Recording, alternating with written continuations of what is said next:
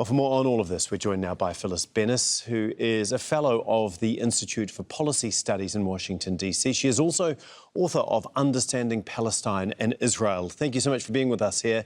Plenty to talk about after what has happened over the last few hours.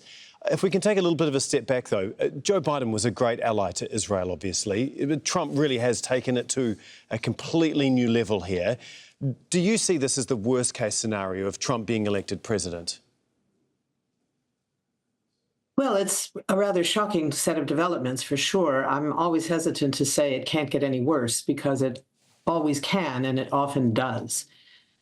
Having said that, this is a horrific set of proposals that Trump has put forward. It's a little hard to know whether these are meant to be taken seriously as he described them, or whether they are serving some other purpose. Are they designed to distract attention from the escalation that's now underway in the West Bank?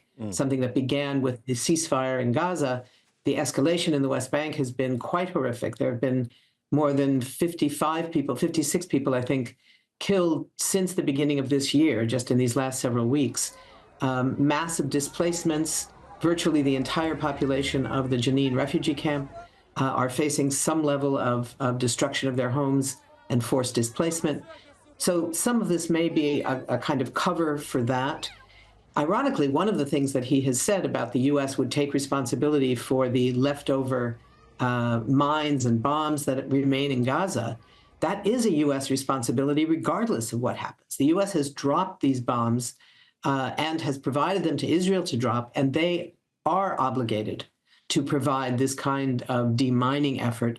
But I don't know that that's really all that we're talking about. We're hearing here a normalization of this language, Tom, that we've been hearing about taking over, which is really a way of describing forced displacement, ethnic cleansing.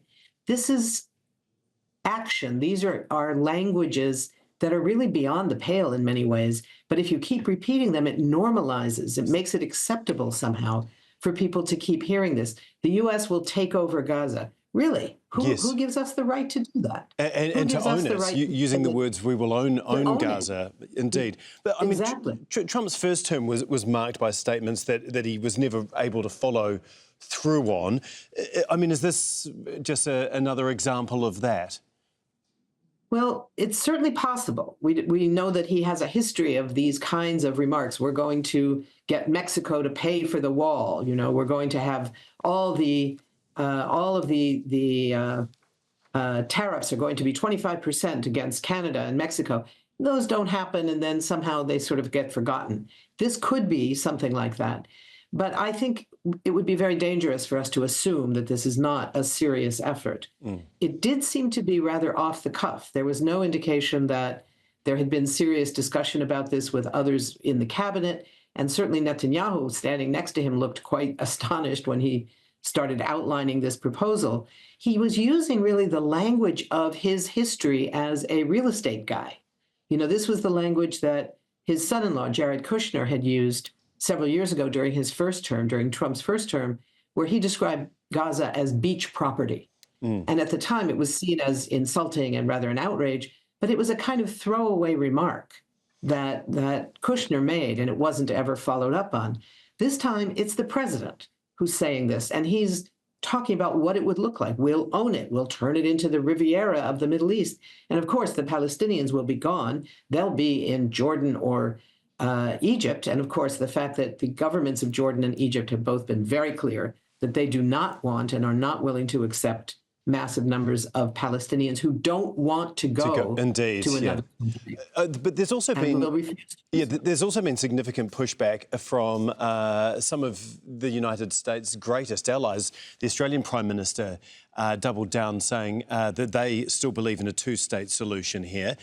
But what is it like in the United States at the moment? I understand that you were at the protest earlier tonight in Washington, D.C. against Netanyahu. Is there going to be a galvanised force to try and push back within the United States? There will absolutely be a pushback. I think we have to acknowledge, though, that Trump has the support of somewhere close to half the population, half the voting population who voted for him. And there is a tendency among a large proportion of the Trump base to accept whatever he says as a legitimate position. So I don't think we're going to hear much opposition from those who he looks to as his supporters. The opposition will come from outside. Unfortunately, there will be some Democrats, the other party, who will also, I think, go along with this, if not embrace it fully. They will not see it as something that they need to make a major campaign out of challenging this. There's so much going on here about what needs to be challenged in new developments by the Trump administration and by Trump himself and his, what is being called his co-president, Elon Musk, in attacks on the government itself, firing large numbers of government workers, the takeover of the Treasury capacity to write checks of the U.S. Treasury, very serious threats. And in that context, I'm afraid that we will not be seeing too much of this coming up in Congress. It needs to. These are clear violations. What Trump is talking about here are direct crimes against humanity and war crimes. When he's talking about forced displacement of the Palestinians, he's talking about ethnic cleansing. And the notion that he says of, well, they'll be given great new housing, that's not the issue. The issue is Palestinians have the right to their land. 80% of the population of Gaza were already refugees before any of this past 18 months of crisis had been going on.